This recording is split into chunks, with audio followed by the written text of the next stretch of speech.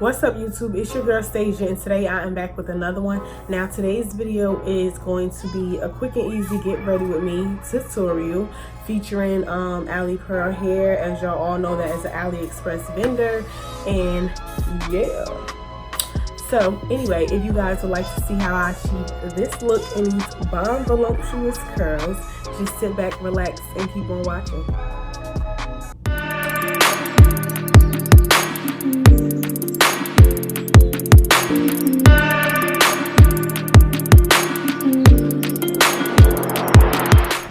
Alright guys, so as y'all can see right here, I'm just going to be applying my unit using the same old method that I've always been using. But if it ain't broke, I sure enough ain't gonna break it. So anyway, as I was saying earlier on in this video, this hair is from AliPearl, which is an AliExpress vendor. Now I ordered this hair in 3 bundles and a frontal. The frontal came in 18 inches. My bundles are 20, 22, and 24 inches, excuse me. And the unit was not pre-made. Obviously, I made this unit myself, for those of you who have been inquiring about that. But yeah, the frontal came slightly pre-plucked, but as y'all can see, I definitely plucked the hell out of this frontal. It was so much hair, y'all, it ain't make no sense. But anyway, yeah, so I will definitely leave the link in the description box below for these bundles, as well as their Brazilian body wave pre-made wigs.